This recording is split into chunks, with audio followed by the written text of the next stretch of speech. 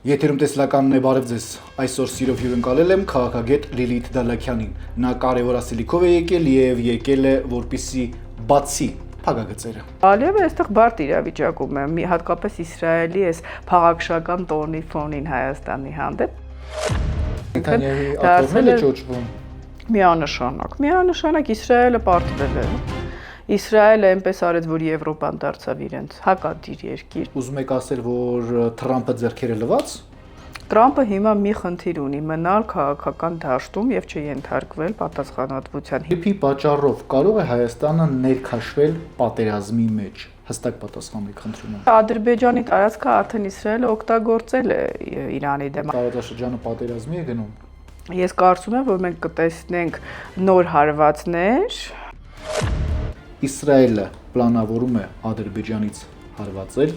Իրանը։ Տեսեք, այստեղ Ադրբեջանն է առավել խոցելի իրավիճակում հայտնվում։ Ինչ է ստացվում, Հայաստանի շուրջ լուրջ խաղ է հասունանում ի վնաս մեզ։ Հայաստանի շուրջ հասունանում է լուրջ խաղ, որը կլինի կամ ի վնաս մեզ։ Ինչպիսի օրեր են սպասում Հայաստանին։ Բարդ, որոշիչ, ճակատագրական։ Բարև ձեզ, Տիկին Դալաքյան։ Բարև ձեզ։ Հոգաչափ շնորհակալ եմ, որ ժամանակ հատկացրեցիք եւ այսօր իմ հյուրն եք։ Ես եմ շնորհակալ։ Հետաքրքիր տեղեկություններով եք եկել եւ առավել եւս տարածաշրջանը եռում է, խոսելու ենք թե տարածաշրջանի հարցերից կարեւոր եւ Հայաստանում տիրող իրավիճակից։ Միանգամից ուզում եմ հարցնել Իրանի գերագույն առաջնորդի գլխավոր խորհրդականը կոշտ եւ կոպիտ ձևով Հայաստանին զգուշացում արեց, հայտարարեց, որ թրիփ նախագծի անվան տակ Միացյալ Նահանգները փորձում է ամրապնդել իր ներկայությունը Հարավային Կովկասում եւ ավելի մոտենալ Իրանի հյուսիսային սահմաններին։ Ցանկացած պետություն, մեջբերում եմ, որը թույլ կտա իր տարածքն օգտագործել Իրանի դեմ ԱՄՆ-ի կամ Իսրայելի կողմից, կկրի դրա հետևանքները։ Կարևոր չէ, թե որ երկիրն է դա։ Իրանի այս կոպիտ ուղերձը Հայաստանին վերջնագիր էր։ Ձեր եթերներում մենք բազմիցս խոսել ենք, որ եթե ռեժիմ չփոխվի Իրանում, այս հակամարտությունից հետո Իրան-ԱՄՆ, դա մեզ համար շատ բացասական է, որովհետև ռեժիմը կկաղապարվի եւ առավել խիստ կլինի արևմուտքի եւ արևմուտքի ներկայության հանդեպ տարածաշրջանում։ Ցավոք հիմա մենք դրա ականատեսն ենք լինում։ Իհարկե Ադրբեջանի տարածքը արդեն Իսրայելը օգտագործել է Իրանի դեմ, այլ հարց է, որ Իրանը բավարարվում միայն հայտարարություններով կամ Նախիջևանի ուղղությամբ ինչ-որ հարվածով, որը լուրջ իհարկե այդպես լայնամասշտաբ գործողություն չդարձավ Ադրբեջանում, բայց այստեղ հետաքրքիր է ինչ է նշանակում, որը կօգտագործվի Իրանի դեմ։ Հայաստանը նշել է բազմիցս, որ Հայաստանի տարածքից երբևիցե Իրանի դեմ որևէ գործողություն չի իրականացվի։ Այլ հարց է, որ Իրանը այդպես ասում է, բայց իրենք ընդհանուր առմամբ այո դեմ են ԱՄՆ ցանկացած ներկայությանը, նույնիսկ ներկայությանը լոգիստիկ ճանապարհների վրա, սա շատ բացասական է մեզ համար։ Խորհրդականը նաև մեջբերեց ասելով, որ Հայաստանի իշխանությունները բազմիցս հավաստիացրել են, որ այս ճանապարհը չի ծառայելու Իրանի շահերի դեմ եւ հայ-իրանական հարաբերությունները այդ ճանապարհով չեն փչանալու։ Ամեն դեպքում նա երրորդ անգամ հույս հայտնեց եւ վերստին զգուշացրեց, որ եթե Հայաստանի իշխանությունները եւ հայ ժողովուրդը տրվեն Ամերիկայի սադրանքին ու կոնկրետ ասեց Ամերիկայի խաբեությանը լուրջ է լինելու։ Ինչու է 2-3 անգամ նույն բանի մասին բարձրաձայն, հատկապես այս օրերին նշում։ Ինչ որ մի բան է կատարվում դռներից այն կողմ Հայաստանի թիկունքում, թե փորձելու են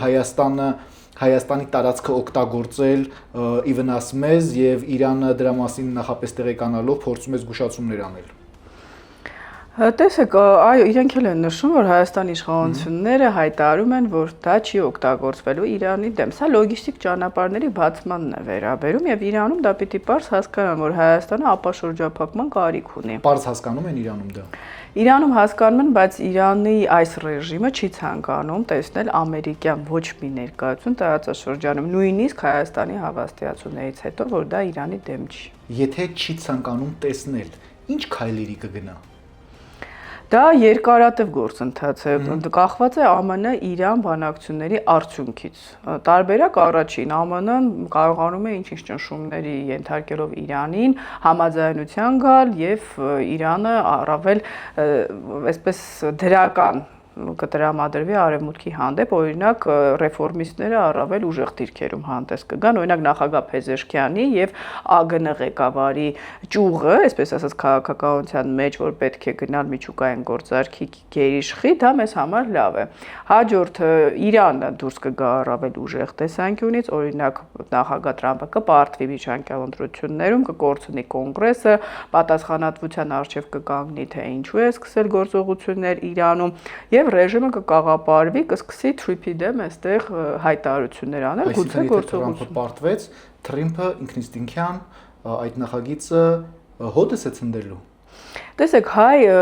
Թրամփով է պայմանավորված, թե Ամերիկայով է պայմանավորված։ Վերլուծական դաշտում շատ հաճախ ասում են, որ դա միայն Տրամպը չի, դա ինստիտուտներն են։ Այո, սակայն այս պահին այդ գործընթացը իրականացնում է նախագահ Տրամպը։ Թրիմփը դա միջին միջանցքի մաս է, որի մասին խոսում են դեռ Բարակ Օբամայի եւ ավելի շուտ ժամանակներից, այսինքն ճանապարհներ, որոնք կշրջանցեն Ռուսաստանը, կմիացնեն Միջին Ասիան Եվրոպական միության հետ։ Խոսում են նաեւ, որ Չինաստանն էլ կարող է դրան միանալ, հիմա Չինաստանը մեկ գոտի մեկ ճանապարհն է առաջ տանում։ Բայց կարճաժամկետ առումով Թրիմփը կարող է չկառուցվել 2-3 տարի, մինչև նախագահ Տրամպը ավարտի իր ժամկետը։ Թրիմփի ծրագրի տապալումը ամենաշատը ում է ձեռնտու։ Ռուսաստանին, Իրանին, այս ռեժիմին, ոչ թե կոնստրուկտիվ։ Իմ կարծիքով նաև Ադրբեջանը կցանկանա ինչ-որ առումով, եթե կատարվի նոյեմբերի 9-ը եւ Հայաստանը ստիպված լինի միջանցք տրամադրել արդեն որպեսզի ՖՍԲ-ն վերահսկի։ Անկախ Իրանի տարածած հայտարարություններից, ամեն դեպքում Թրիմփը խաղաղության նախագիծ է, թե ԱՄՆ-ի ռազմավարական հենակետ Հարավային Կովկասում։ Ուրեմն ցանկացած նախագիծ ունի շահեր։ ԱՄՆ շահերից բխում է լինել Հարավային Կովկասում, Հայաստանի շահերից բխում է չունենալ արտատարածքային միջանցք եւ իմ կարծիքով չունենալ ռուսական վերահսկողություն ճանապարհներին։ Սա փոխշահավետ գործարք է մեզ համար։ Այսինքն այնպես չի, որ ԱՄՆ-ն մեզ ուղղակի շատ սիրելով է ներկայություն ունենալու Հարավային Կովկասում։ Այսինքն ինչ է ստացվում, Հայաստանը անգիտակցաբար ներքաշվում է ԱՄՆ-ի, Իրանի, Իսրայելի, Թուրքիայի եւ Ադրբեջանի մեծ խաղի մեջ, որտեղ կարող է նաեւ դառնալ զոհ կամ ամենախոցելի օղակ։ Հայաստանը գիտակցաբար է ներքաշվում եւ դա բնական է, որովհետեւ երբ տարածաշրջանում տեղի են ունենում լուրջ փոփոխություններ, դու չես կարող դրան մաս չկազմել։ Այսինքն այնպես չի, որ Հայաստանն ասի ես կապ չունեմ, դուք մնացածները իրար հարցերը լուծեք։ Հայաստանը ունի տարածք, հատկապես Սյունիքը, որը կարևոր է միջազգային տարբեր աշխարհաքաղաքական կենտրոնների համար։ Սա եւ մարտահրավերներ է ստեղծում Հայաստանի տեսանկյունից եւ ճիշտ երկրի կառավարման դեպքում ստեղծում է նաեւ հնարավորություններ։ Այսինքն կամ մենք դուրս կգանք այս առումով շահող, իհարկե նաեւ դա կախված է միջազգային ուրեմն զարգացումներից կամ կունենան կորուստներ։ Թրիմփի պատճառով կարող է Հայաստանը ներքաշվել պատերազմի մեջ։ Հստակ պատասխան եք խնդրում եմ։ Ոչ, ես այդպես չեմ կարծում ուղիղ ներքաշվի, եթե հանկարծ Իրանի ռեժիմը որոշի հարվածել, օրինակ շինարարական աշխատանքների ժամանակ, դա կախված է, կրկնում եմ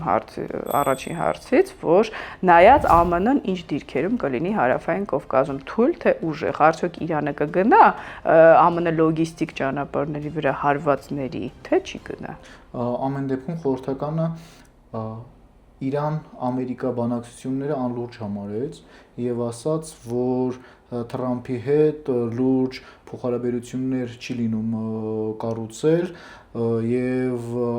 Իրանի ժողովուրդը ամեն ինչ անելու է իր արժանապատվությունը պահելու համար։ Սա ինչ էր ուզում ասել դրանով։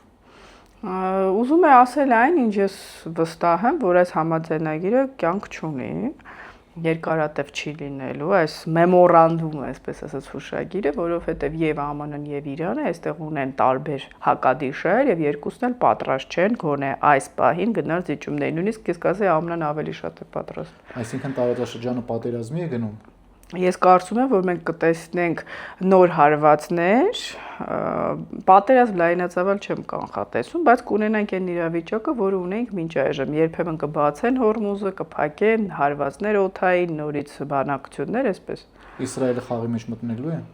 Իսրայելը ամեն ինչ պիտի անի, որպեսզի համաձայնագիրը չկատարվի, որովհետև Իսրայելի կենսական շահերի դեմ է Լիբանանից դուրս գալ։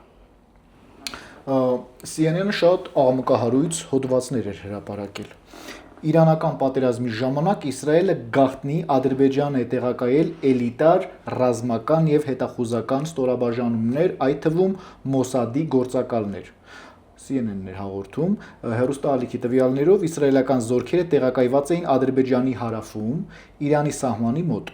Իսրայելը պլանավորում է Ադրբեջանից հարվածել Իրանը։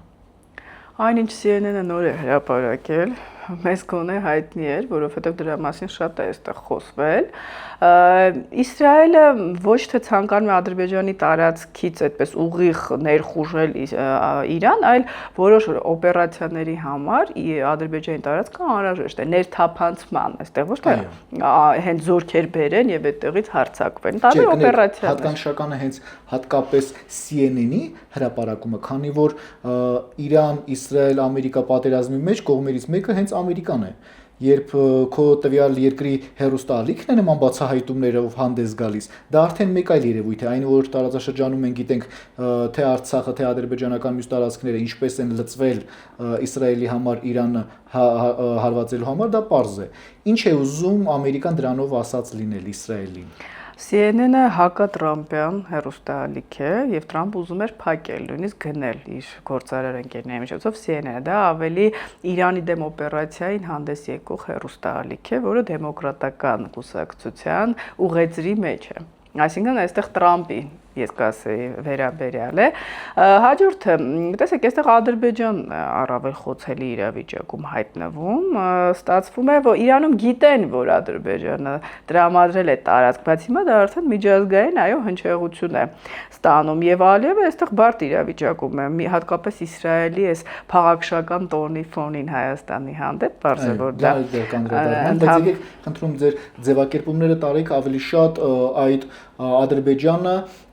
Իսրայելին ծառայեցնելու Իրանի վրա հարձակվելու մասով խնդրում եմ։ Հենց կարծեմ մեր քննարկման մեկի ժամանակ մենք խոսեցինք, որ Ադրբեջանը գալու է ժամանակ, որ երկու քարի արանքում լինի Թուրքիայի, Մահմեդական աշխարհի եւ Իսրայելի միջև։ Հիմա մոտեցել է այդ ժամանակը։ Նախ այստեղ միայն Թուրքիան չի, Ադրբեջանը համարվում է մահմեդական, շիա երկիր, Իրանի հավատքի։ Իրականում այդքան էլ այդպես չէ։ Այո, բայց իրենք Իսրայելի հետ բարեկամ են։ Մի փոքր նման է Միացյալ Էմիրությունների կրոնի առումով չէ հարաբերություններին Իսրայելի հետ, բայց Միացյալ Էմիրությունները տարածք չի տրամադրել Իսրայելին։ Բայց քանի որ Հայաստանի դեմ եւ Արցախի դեմ հակամարտության ժամանակ Իսրայելը մեծապես աջակցել է իհարկե հեռահար նպատակներով Իրանի դեմ, որը Իրանում այդ ժամանակ կարծես լավ չգիտակցեցին, ուրեմն պատերազմի ժամանակ հիմա Ալիևը այսպես շնորհակալություն մեղմ ասած պիտի իր ծառայությունների համար հայտնի Իսրայելին։ Մյուս կողմից, քանի որ տեսնում է, որ Իսրայելը չի կարողանում հասնել իր նպատակներին, վախ է, թե արդյոք Իրանը այս անգամ իրոք ինչ որ լուրջ գործողությունների չի գնա։ Հիմա Ալիևը ինչի մեջ է հայտնվել։ 2-3 նույնիսկ քարի արանքում, այստեղ Ռուսաստանին է պետք չիմանալ, Ռուսաստանը աջակցում է իբրև թե Իրանին հակաիսրայելական դիրքորոշում ունի, Ռուսաստանն էլ է աջակցել Ադրբեջանին 20 թվականին, Իսրայելը աջակցել է Ադրբեջանին, բայց պահանջում է իր տարածքը տրամադրել կամ հետախուզական տվյալների համար, նույն Արցախից էլ դեպ ասում են, իրենց գործողությունների համար տրամադրել տարածք։ Մյուս կողմից Թուրքիա-Իսրայել հակամարտությունը սրվելու է, ես կարծում եմ բախման օջախ լինելու է Սիրիան։ Իրենց շահերը չեն համապատասխանում։ Այս իրավիճակում տեսնում ենք Ադրբեջանը քննադատում է Իսրայելին հայոց ցեղասպանության հարցը բարձրաձայնել, այսինքն Ալիևի համար դիվերսիֆիկացիան, որը ժամանակի շատ ձեռնտու էր, հիմա դառնում է վտանգավոր, որպեսզի նա զոհ չդառնա աշխարհաքաղաքական ինչ-ինչ խաղերի մեջ, ԱՄՆ-ն էլ չէ, Տրամպը դրական է տրամադրված Ալիևի հանդեպ, բայց եթե Ալիևը վախենա Իրանի հետ հնարավոր առճակատումից կամ երկրի ներսում խնդիրներ չստեղծվեն, գուցե Տրամպը ինչ որ մի բան պահանջի, լավ հարաբերություններ ունենալով, բայց Ալիև չկարողանա դա իրականացնել։ Ամեն դեպքում Իրանի հետախուզությունն է պարզել եւ նաև բարձրաձայնել է, որ կան կոնկրետ տեսագրություններ, թե ինչպես են Ադրբեջանի տարածքից հարվածներ հասցվում Իրանին։ Անօթաչու թռչող սարքեր են վերալիցքավորվել, պատերազմի օրերին օգտագործվել է Ադրբեջանի օդային տարածքը։ Ինչու է Իրանը դեռ զսպողականության մեջ չի փորձում կոնկրետ քայլերով հաշվեհարդար տեսնել Ադրբեջանի հետ։ Այնինչ թրիփը դեռևս որևէ կենսական նշանակություն չի ստացել, առաջնորդի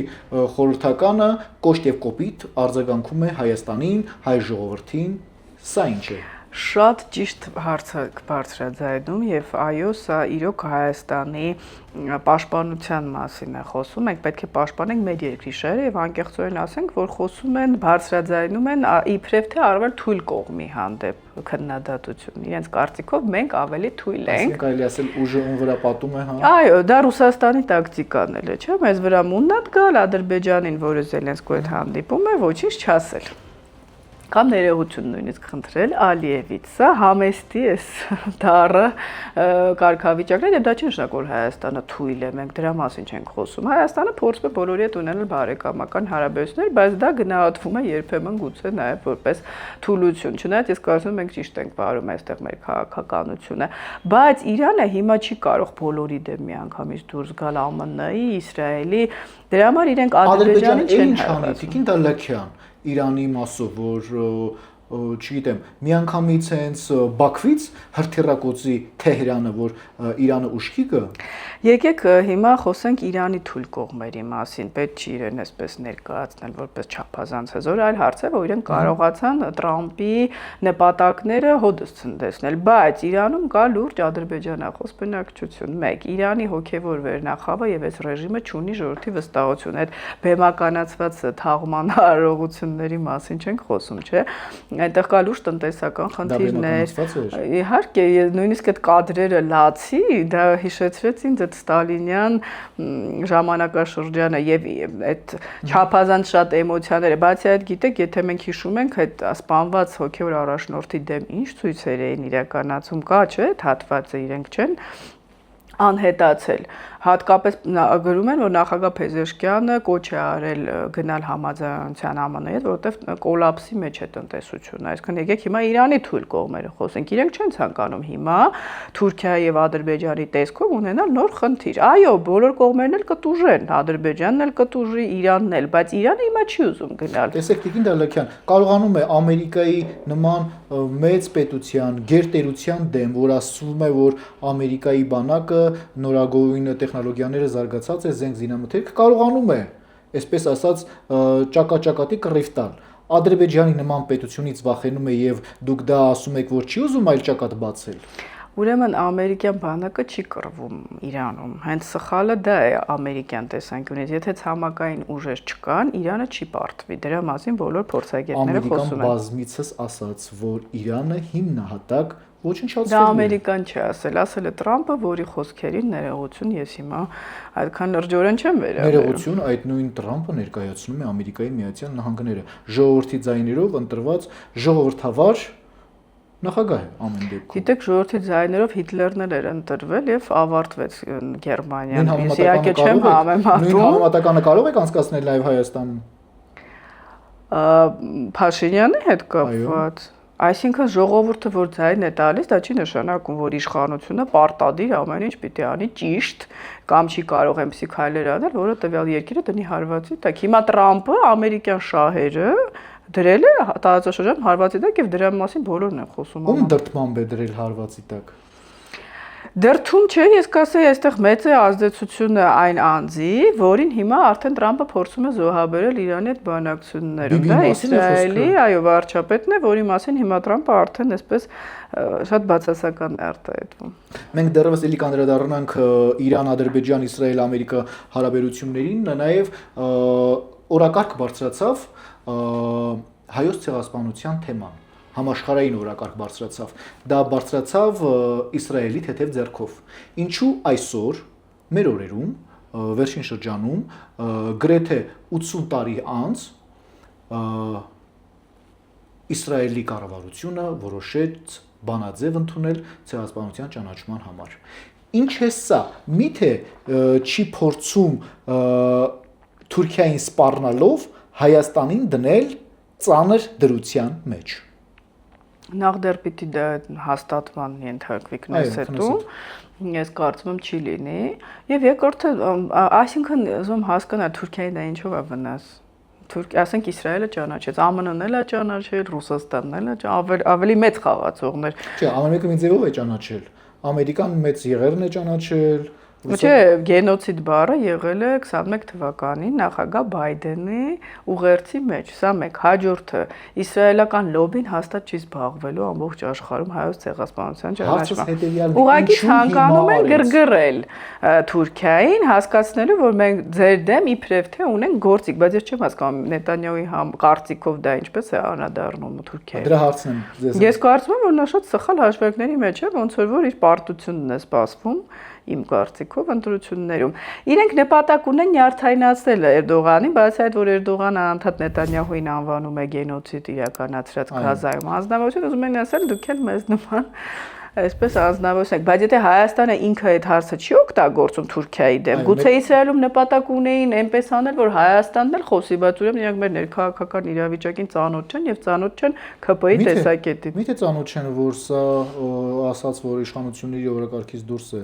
դեռևս։ Երևի այլ հաշվարկներ ունեին կամ մտածում էին կլինեն շերտեր Հայաստանում, որ Տիկին Դալակյան, հարցը ուրիշ տեսանկյունով եմ ուզում ներկայացնել։ Իսրայելի այդ քայլը ճանաչել հայոց ցեղասպանության մասով բանաձև։ Միթե կարելի է այդ նուրբ ցավոտ թեման, ցեղասպանության զոհի թեման իրենց առևտրային հարաբերությունների մեջ օգտագործել, չէ՞ որ տվյալ ժողովուրդն էլ է ցեղասպանության ենթարկվել ըստ իրենց վարկածների կամ իրենց հոլոկոստների ըստ ամեն դեպքում, եթե այդպես է իրականում եղել։ Ինչպես կարելի է ցեղասպանություն ապրած ժողովուրդը մեկ այլ պետության հետ ունենա խնդիրներ ու բարձրաձայնել այդ թեման։ Միթե դա բարոյական է, հոգևոր է, թե դա արդեն Դուք ասում եք այն, ինչ ես չեմ ասում, կրկնում եք, այլ մեր տեսակետը նույնն է, ինչ ես ասել եմ իմ վերջին հարցազրույցի ժամանակ, որ սա անբարոյական է, անբարոյականություն է, դա ասում են դա քաղաքագիտական տերմին չի։ Ես խոսում եմ բարոյական կողմի մասին հարցի գենոցիդի եւ այո, ցանկացած երկիր, եթե դա ծառայեցներ Իսրայելին, դա այդքան զազրելի չէր լինի, որքան որ մի ժողովուրդ, որը ինքը ենթարկվել է ցեղասպանության։ Ես ժողովրդի մասին դեռ չեմ խոսում, ու Նետանյահուի մասին է այս անձնավորությունը որևէ սկզբունքներից զուրկ ցանկացած մարդ է, որը հիմա ստանում է այն, ինչին արժանի է, այսինքն դարձել է ճոճվում։ Միանշանակ Իսրայելը պարտվել է։ Իսրայելը այնպես արեց, որ Եվրոպան դարձավ իրենց հակադիր երկիր, տեսնում են Կայա Կալասը նույնիսկ նրանց ապարտեիդ ռեժիմի հետ համեմատեց, ԱՄՆ-ում MAGA հատվածը դեմոկրատական կուսակցությունը, MAGA-ն հանրապետական եւ դեմոկրատական կուսակցությունը արդեն հակա իսրայելական տրամադրություններ ունեն, Տրամպը ինքն է արդեն հասկանում, որ իր քաղաքական կարիերան զոհաբերվում է Նետանյահուի ավանտյուրաների համար, ամբողջ արաբական աշխարհը, ես վստահ եմ, չեն վավերացնելու այդ այսպես կոչված Աբրահամյան համաձայնագրերը, հիմա արդեն Թուրքիան է իրենց պարզ ճակատով քննադատում, մինչ այդ այսպես խմորումներ կան, բայց ոչ այդքան, Ռուսաստանը, ես ուզում եմ հասկանալ Իսրայելը հույսը ինչի վրա է, կամ ում վրա է դրել, կամ ում վրա որ դրել էր, հիմա հուսախաբ է լինում։ Ամեն դեպքում այդ արտահայտությունից հետո հայոց ցեղասպանության ճանաչման բանաձևի մասով իր ամպագորգոր եւ հեղինակավոր կարծիքը հայտնեց նաեւ Ալիևը, ասաց, որ Իսրայելը, այսպես ասած, ինչեր է խոսում, պետք է իր տեսակետները վերանայի։ Ինչ է ուզում ասել Իսրայելին Ալիևը։ Միթե իրենց ռազմական փոխհամաձայնագրերը, զենքի փոխադրումները դադարեցվելու են դրանով։ Ոչ, հենց ես դրա մասն եմ խոսում, որ շատ հաճախ ասում են, նենց անենք Իսրայելը դառնա մեր դաշնակիցը, Իսրայելը երբեք չի թողնի Ադրբեջանին, այնքան ներդրում է ունեցել Ադրբեջանում, որ մեզ հետ չի գնա որևէ լուրջ համագործակցության, հատկապես եթե Հայաստանը հակաիրանական որևիցե քաղաքականություն չորդեգրի, իսկ Հայաստանը դա չի անի երբևիցե։ Իսրայելը չի թողնի, ինչ է անելու։ Այսպես իրար կսմթելը այլ հարց է, բայց Իսրայելը կշարունակի Ադրբեջանին փորձել Ադրբեջանի տարածքը, այստեղ ինչ որ առումով թակարդում է նաև Ալիևը, օգտագործել իր օպերացիաների համար, հատկապես եթե զրկվի ԱՄՆ-ի։ Եթե Ալիևը հրաժարվի ծառայություններ մատուցել Իսրայելին, դա արդեն ավելի խորը մասնագետները, արևելագետները պիտի ասեն, թե Ադրբեջանում Իսրայելը ինչ ներկայություն ունի, օրինակ հետախուզական եւ այլ ինչ վնասներ կարող է հասցնել, ինչով կարող է շանտաժ անել, ինչ գործարքներ կարող է չեղյալ հայտարարել, բայց սա կապված չի լինելու հայոց ցեղասպանության հարցի հետ, սա կապված է լինելու այն պայմանավորվածությունների հետ, որոնք ունեցել են Իսրայելը եւ Ադրբեջանը։ Բացի այդ, Ալիև ուզում է դուր գալ նաեւ Էրդողանի ցեղասպանության հետ կապված։ այո։ Դրա համար միանգամից կոպիտ ասած գցեց Իսրայելին եւ պահեց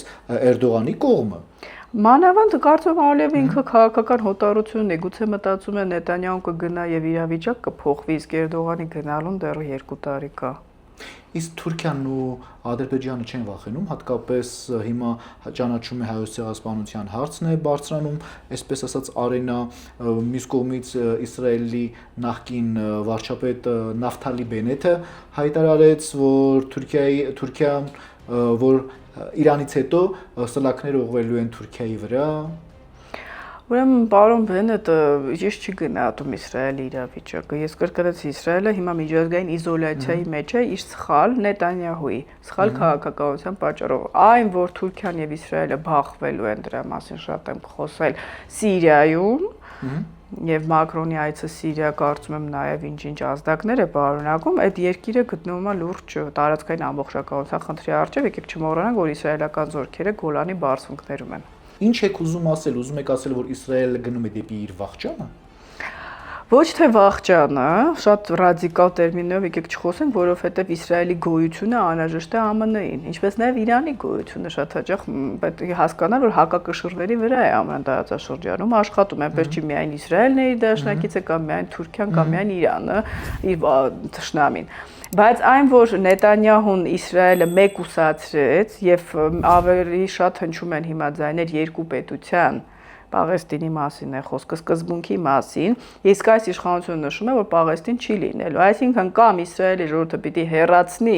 ծայրահեղականների հետ կոալիցիայի մեջ գտնվող Նետանյահուին եւ փորձի նորից հարաբերություններ կառուցել ԱՄՆ նոր վարչակազմի հետ եւ Եվրոպայի եւ արաբական երկրների, կամ Իսրայելին ծանր օրեր են սպասվում եւ դրա մասին իսրայելցի փորձագետներն են նշում։ Այդ փորձը բազմիցս կրկնվել է, երբ փորձել են Նետանյահուին հեռացնել, Նետանյահուն կազմակերպել է թե ներքին, թե արտաքին բախումներ։ Դրանցից մեկն էլ Իրանի վրա հարձակվելն էր։ Ճիշտ եք, բայց մինչ այդ իրենք ունեին աջակցություն ԱՄՆ-ից եւ Եվրոպայից, այս վերջի իրադարձությունից հետո իրենք կորցրեցին երկուսն էլ։ Ուզում եք ասել, որ Թրամփը ձեռքերը լվաց։ Թրամփը հիմա մի խնդիր ունի՝ մնալ քաղաքական դաշտում եւ չենթարկվել պատասխանատվության։ Հիմա Նետանյահուի ճակատագիրն ամենակիչն է հետաքրքրում։ Եթե Իսրայելը լուրջ բախման մեջ գտնվի Թուրքիայի հետ, ո՞րն է լինելու Թրամփի դիրքորոշումը։ Երբևիցե Թուրքիան եւ Իսրայելը իհարկե այդպես տերմիններով չեն խոսում քաղաքագիտության մեջ, բայց իմ կարծիքով իրենք ուղիղ չեն բախվելու են հիբրիդ ուժերի տեսքով, դրուզներ, քրդեր Իսրայելի կողմից Սիրիայում, սիրիական իշխանություններ Թուրքիայի աջակցությամբ արդեն։ Լավ, ինչպես կբացատրեք, որ Թուրքիան Գազայի ողբերգական իրադարձությունները կտրականապես դատապարտեց եւ անվանեց ցեղասպանություն, բայց շարունակում է էներգակիրների մատակարարումը Թել Ավիվին։ Սա ինչ խաղ է։ Ուրեմն երբևիցե Թուրքիան եւ Իսրայելը տնտեսական հարաբերություններ չեն խզել։ Ինչքան էլ պարադոքսալ է, կան հարցեր, որտեղ դու կարող ես լինել հակառակորդ, կան հարցեր, որտեղ դուք ընդհանուր շահեր ունեք։ Օրինակ Հայաստանի դեմ 2020 թվականին իրենք ընդհանուր շահեր ունեին։ Իսրայելը, Ադրբեջանը, Թուրքիան եւ Ռուսաստանն։ Այլ հարցերում, օրինակ Իրանը, Ռուսաստանը, Իսրայելը, Թուրքիան տարբեր շահեր ունեն, չկան հավերժ դաշնակիցներ, բայց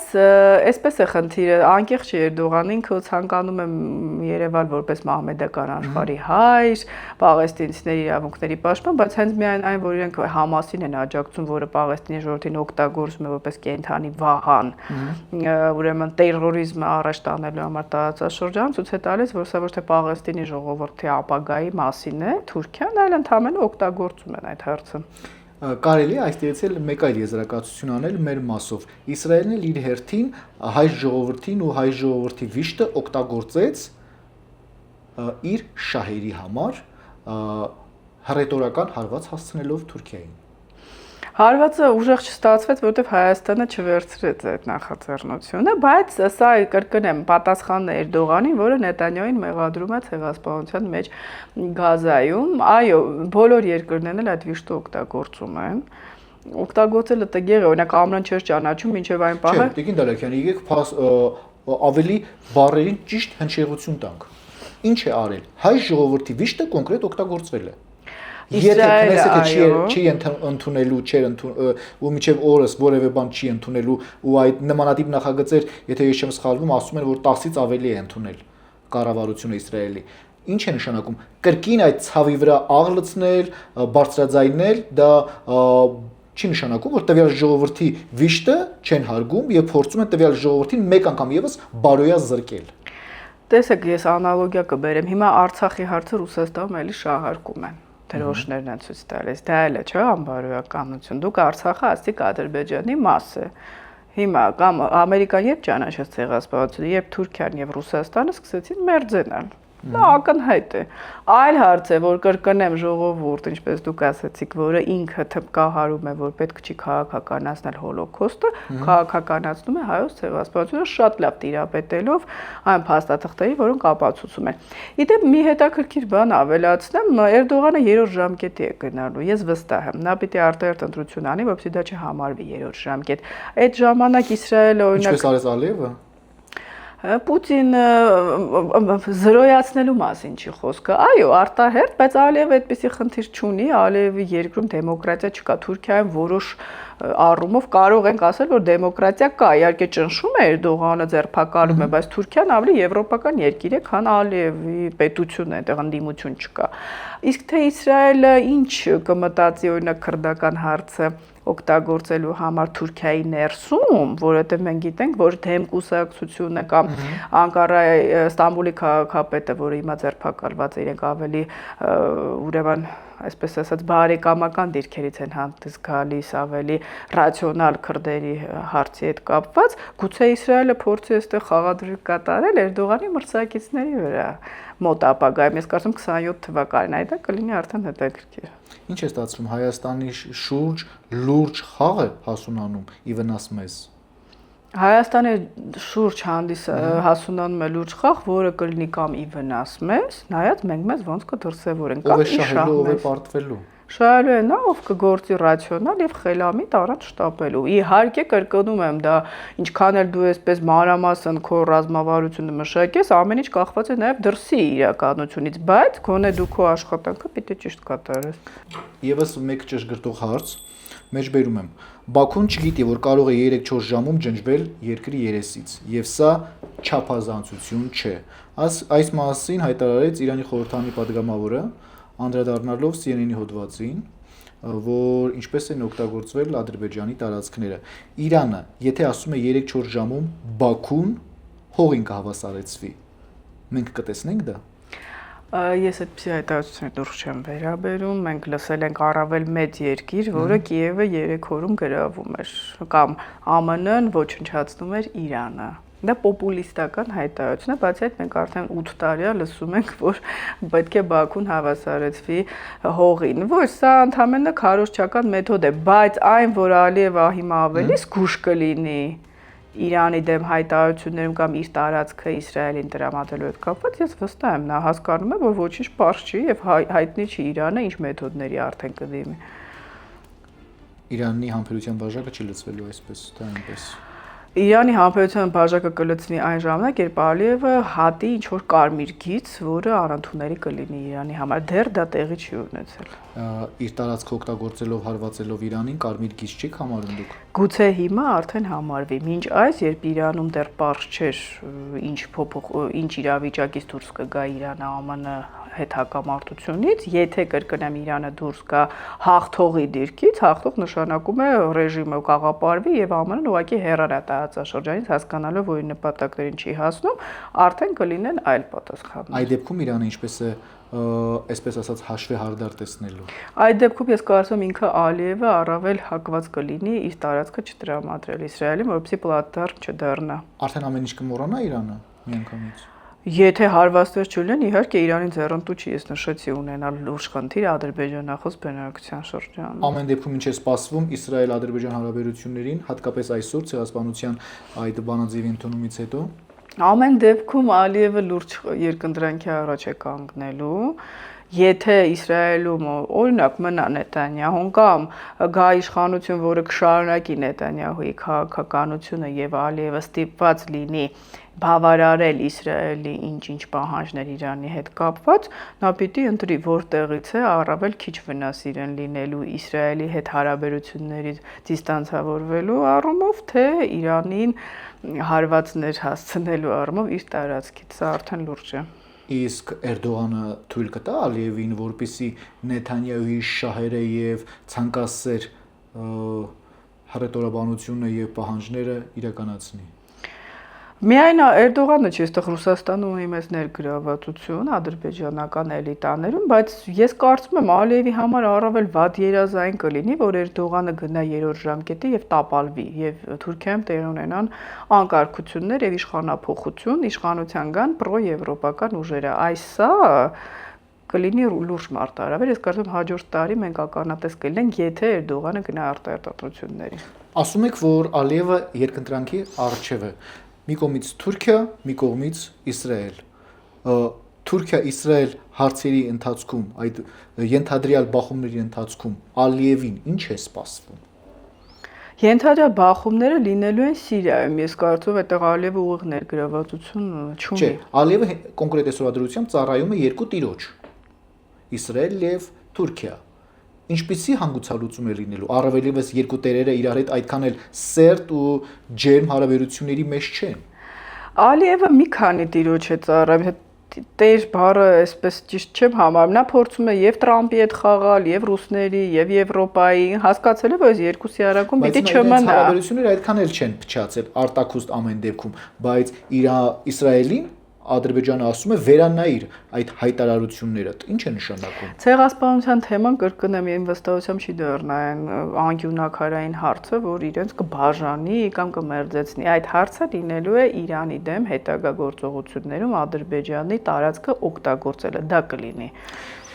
Ինչպիսի օրեր են սպասվում Հայաստանին։ Բարդ, որոշիչ, ճակատագրական։ Հայաստանի իշխանություններին ինչ է սպասվում։ Ընտրություն կամ գնալ լուրջ ռազմավարություն մշակելու եւ երկիրը համախմբելու, դիմակայունությունը բարձրացնելու ճանապարհով կամ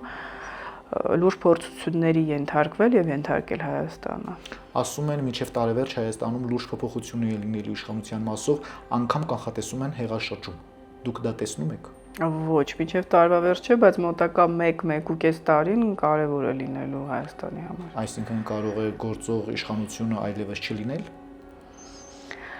Ես չեմ կանխատեսում այս ընդդիմության կողմից որևէ լուրջ քայլեր եւ ժողովուրդը նրանց չի ընդունի։ Դրսից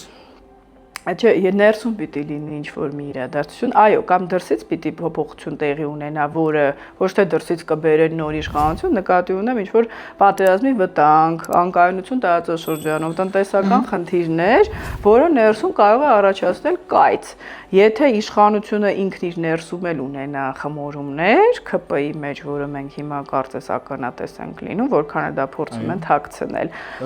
Այսպես ասած, բարձր եւ կարեւոր պաշտոններ զբաղեցնող անձանց վերաձևակերպումներ է տեղի ունենում։ Այո, վերաձևակերպումը պաշտոնից բացի այն անձանց, որոնք ունեն ավելի ինքնուրույն որոշակի մտածելակերպ, նրանց փոխարինում առավել լոյալ անձանց։ Եվ դա ինչի է հանգեցնելու իշխանությանը։ Եթե այդ անձինք որոշեն, որ իրենք չեն ցանկանում հեռանալ քաղաքական ասպարեզից եւ ունեն ասելիք, դա արդեն ներսում ըստ էության ընդդիմություն կձևավորվի։ Հիմա թվում է դա ինչ-որ շատ անհավանական մի բան է, բայց գիտեք, պատմությունը ցույց է տալիս, որ մեկ օրում ամեն ինչ կարող է փոխվել։ Շատ հետաքրքիր կանխատեսումներ արեցիք, իմ տաղավարում շատ կանխատեսողներ են եղել, բայց դուք բոլորին հաղթեցիք։ Շնորհակալություն Տիկին Դալլաքյան։ Ես եմ շնորհակալ։ Շնորհակալություն, որ եկաք եւ ձեր հետաքրքիր տեսակետները ներկայացրեցիք։ Ամենայն բարիք եմ ձեզ մաղթում, կհանդիպենք։ Կհանդիպենք։ Այսպիսին էր այսօրվա տեսլականը, զրուցակիցս քաղաքագետ Լիլիթ Դալլաքյանն էր։ Շնորհակալ եմ ուշադրության համար, հաղթանակ եւ խաղաղություն հայոց աշխարհին։